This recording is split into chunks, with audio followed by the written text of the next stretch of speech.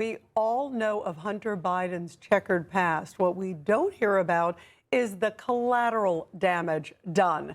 Jason Galanis is a former business associate of Hunter Biden's.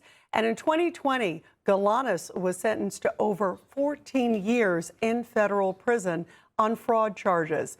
President Trump commuted Galanis' sentence earlier this year after Galanis testified as part of the House GOP impeachment inquiry for then President Biden.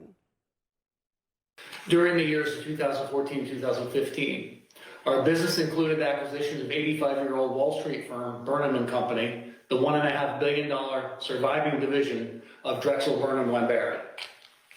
Our objective was to build a diversified private equity platform, which would be anchored by a globally known Wall Street brand together with a globally known political name, Biden.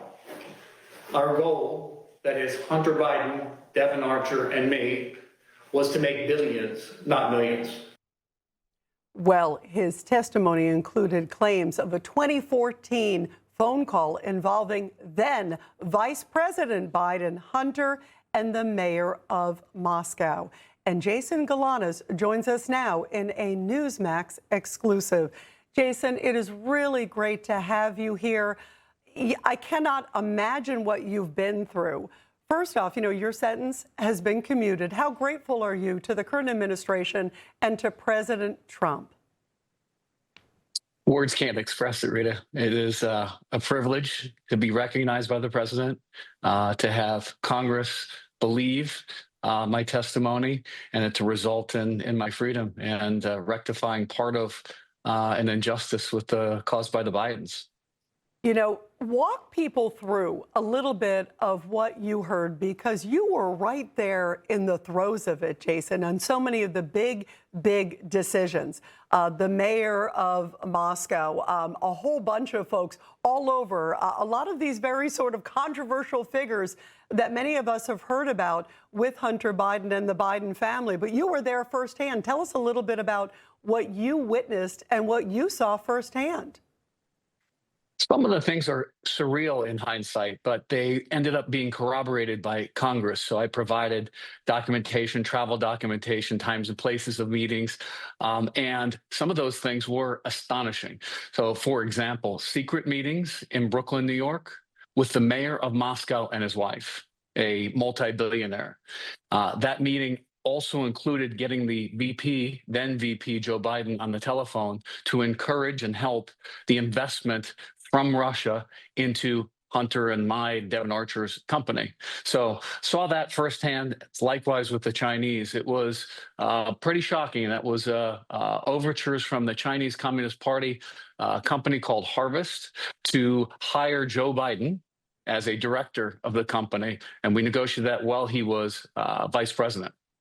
So what you are saying is also that you physically saw that. You heard him on the phone. This is not sort of a second or third hand, correct? Yeah, this is direct. This was and was proven and made its way into the impeachment report of the 118th Congress. So it was a corroborated set of facts that we proved, and Vice President Biden skated on that.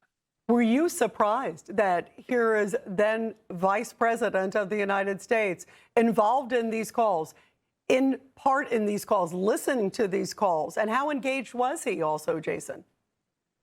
At the time, it was taken aback. Hearing the voice of a sitting vice president was pretty shocking. So yes, it was. There's no doubt about it. In hindsight now, having the benefit of seeing all the evidence that has come out, it's not surprising. It was endemic, and it was a pattern of behavior of the family, not just Hunter, not a drug-addled person. This was a smart lawyer who had a very tactical approach to what he was doing and what his father was doing, using the office of the vice president. Wow, it is stunning to hear it firsthand. We've obviously heard a lot of reports, but you were there. Jason, as part of President Trump's authority on commuting your sentence, you were owed unpaid restitution, a lot of money, over $2 million. Did you ever get it back? And do you feel like you were in many ways victimized?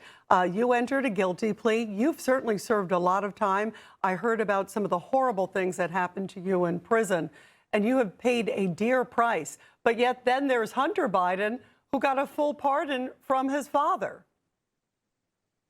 Yeah, the contrast is pretty stark. He got a full pardon that also was a retroactive preemptive pardon dating back 10 years to cover the period of time that we did business. So his in stark contrast to mine, which was issued, and I'm very grateful, but the implementation of it was undermined by the outgoing Biden administration. So the Biden DOJ had quietly transferred over $2 million from the Biden DOJ to the New York court system on the morning of Inauguration Day when President Trump was going to take office in order to move that money out of the control of the incoming Trump administration. So it's pretty shocking that the last day of the Biden administration that they would take these kinds of retributive actions against me, and they did it. It's on the record. We're litigating and we're going to fight about it. I'm not going to leave it alone. And they're showing undermining President Trump to the very last day. Do you believe that you, in many ways, are being made a scapegoat for the Bidens? I mean, you talk about the contrast, and they still want to sweep, I guess, their history under the rug. I think they're doing their best. Having stopped running for office, he did his best to try to lower the profile. But I think it all is going to continue to come out. The impeachment report needs visibility. Chairman Comer's book, All the President's Money, was another good step in that direction. Me speaking to you, Rita, and you giving me the audience to talk about it is another. And I think there is another shoe to drop.